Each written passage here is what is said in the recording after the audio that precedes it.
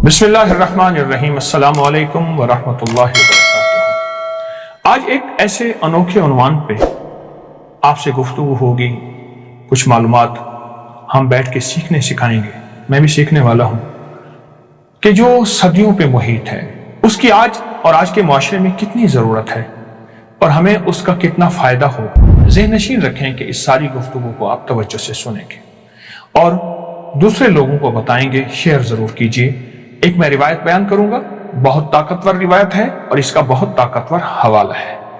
ये रिवायत है अबू जाफर रहमतुल्लाह अलैह से, जो अपने वालिद से रिवायत करते हैं। जब रसूलुल्लाह सल्लल्लाहु अलैहि वसल्लम से ज़ुल्करनैन के बारे में सवाल किया गया तो फरमाया, ज़ुल्करनैन अल्लाह के नेक बंदों में से एक साले बंदे थे।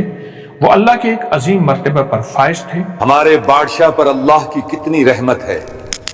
अल्लाह ने उन्हें न सिर्फ मशरिक से मगरिब तक हुकूमत दी है, बल्कि उन्हें रूहानियत में ऐसी फजीलत दी कि ज़ियाफील नामे एक फरिश्ता उनका दोस्त बना दिया, जो उनसे मुलाकात के लिए आता रहता था।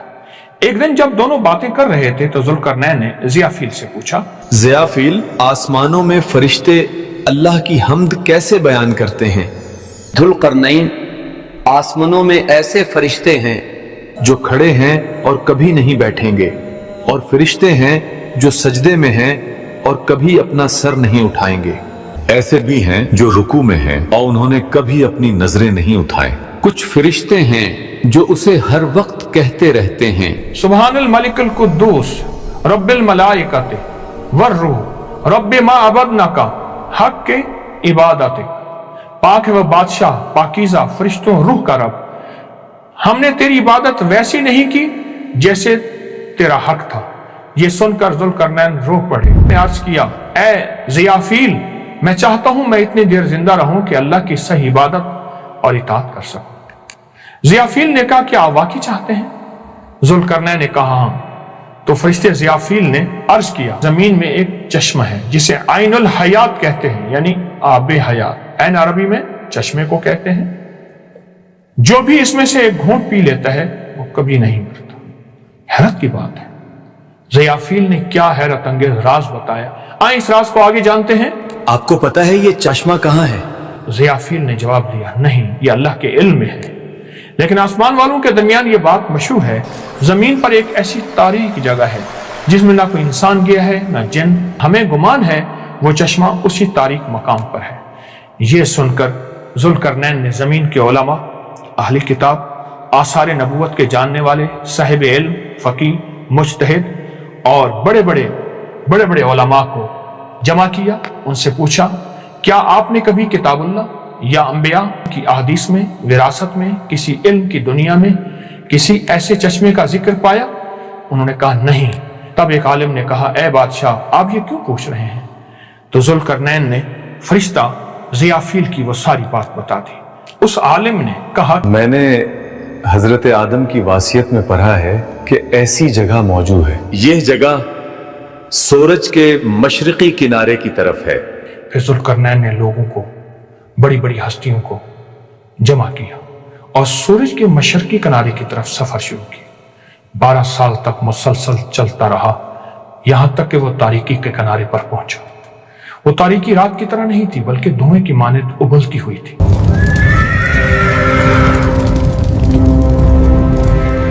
ज़ुल्करनैन ने अपने लश्कर की बड़ी बड़ी हस्तियों को बुलाया और पूछा, मैं इस तारीखी में दाखिल होना चाहता हूं। उन बड़ी हस्तियों ने कहा, आपसे पहले कई ताकतवर लोग आए, लेकिन उनमें से कोई भी इस वादी में दाखिल नहीं हुआ। हमें डर है कि कोई मुश्किल में न पड़ जाए।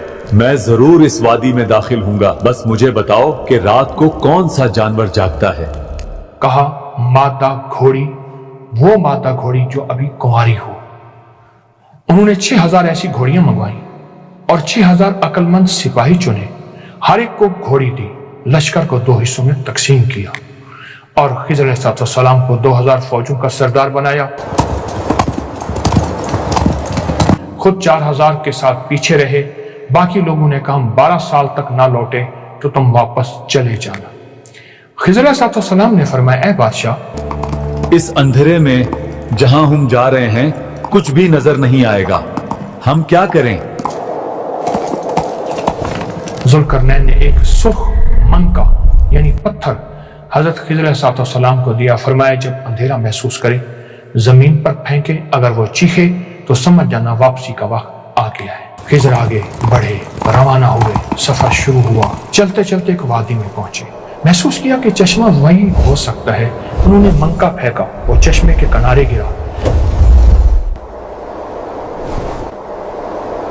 خضر نے اس چشمے سے غسل کیا، وضو کیا، پانی پیا۔ یہ پانی دودھ جتنا سفید اور شہد جتنا میٹھا ہے۔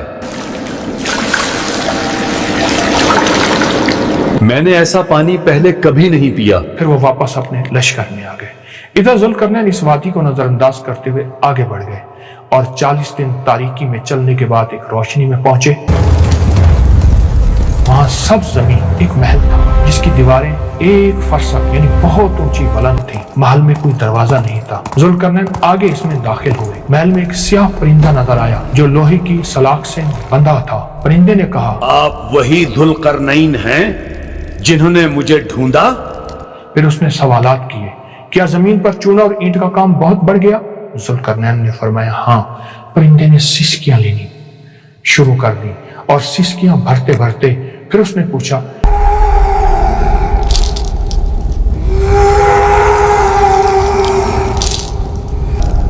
کیا جھوٹی گواہیوں میں اضافہ ہوا ہے؟ ہاں بالکل، کیا موسیقی عام ہو گئی ہے؟ یہ بہت عام ہو گیا ہے۔ کیا لوگوں نے کلمہ پڑھنا چھوڑ دیا ہے؟ تو ذوالقرنین نے فرمایا نہیں۔ پوچھا نماز؟ فرمایا نہیں۔ پوچھا جنابت یعنی ناپاکی کا غسل کرنا چھوڑ دیا؟ فرمایا نہیں۔ پرندے نے کہا، اب میں اطمینان میں ہوں، واپس اپنی حالت میں آ گیا۔ پھر اس نے ذوالقرنین کو محل کی سیڑھی چڑھنے کو کہا۔ ذوالقرنین اوپر پہنچے تو وہاں ایک نوجوان خوبصورت کھڑا تھا جو دراصل صاحب الصور حضرت اسرافیل علیہ السلام تھے۔ وہ آسمان کی طرف منہ کیے کھڑے تھے اور کہہ رہے تھے، قیامت قریب آ چکی ہے، میں اللہ کے حکم کا منتظر ہوں، کب مجھے اللہ سور پھونکنے کا حکم عطا فرماتے ہیں۔ پھر انہوں نے ذوالقرنین کو ایک پتھر دیا، فرمایا اگر یہ پتھر سیر ہو جائے یعنی بھر جائے تو تم بھی ہو جاؤ، اگر یہ بھوکا ہو جائے تم بھی ہو جاؤ۔ ذوالقرنین نے وہ پتھر اپنے بڑوں کو دکھایا۔ انہوں نے 1000 پتھر تولے مگر وہ پتھر بھاری رہا۔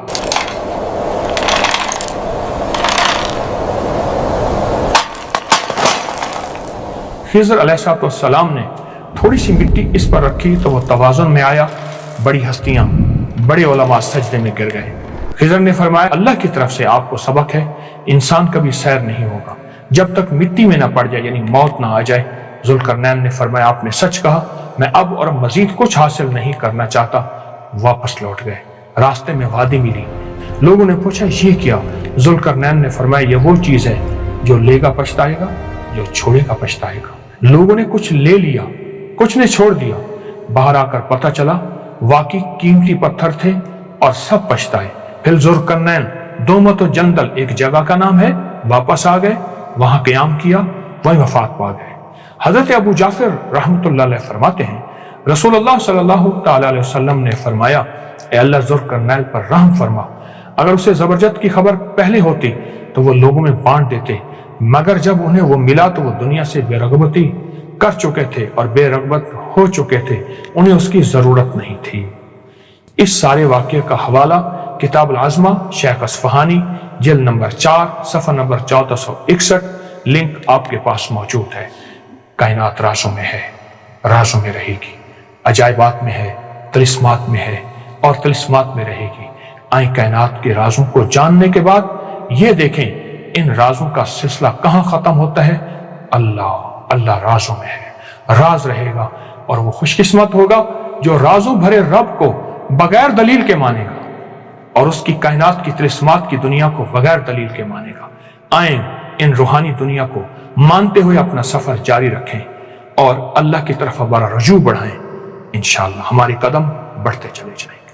کس کی طرف؟ اس رب کی طرف جس نے یہ کائنات کے پراسرار اور عجائبات بنائے۔ کچھ عمل ہیں اللہ کے ولیوں کے، ان میں سے ایک عمل جو بے شمار لوگوں کے تجربات میں آیا اور بے شمار اللہ کے بندوں نے اس کو اپنے تجربات کا حصہ بنایا، کیوں نہ اس کو بیان کر دے۔ ایک عمل دیتا ہوں میں آپ کو اور اس سے بہت لوگوں کو فائدہ ہوا۔ بہت لوگوں کو فائدہ ہوا اور ان کی حضرت خضر علیہ السلام سے ملاقات ہوئی. بہت مبارک عمل ہے، مختصر عمل ہے اور نہایت ہی طاقتور عمل ہے. اول آخر درود پاک کے ساتھ سبوح قدوس ربنا ورب الملائکۃ والروح. اگر کوئی شخص اس کو صرف 40 بار تنہائی میں بیٹھ کر توجہ سے حضرت خضر علیہ السلام کی نیت کر کے یہ پڑھے گا، چند دن، چند ہفتے، چند مہینے اس پہ راز کھلیں گے اور حضرت خضر سے اس کی ملاقات ہوگی. اب پڑھنے میں ہے، جو جتنی توجہ سے لگن سے ڈوب کے پڑھے گا اتنی جلدی ہوگی. اگر نہ بھی ہو عمل نہ چھوڑیں. سمجھ لیں ہمارے لینے میں کمی ہے، اس کی عطا اور دینے میں کمی نہیں. میں لوگوں کو اس کی وضاحت بتا دوں.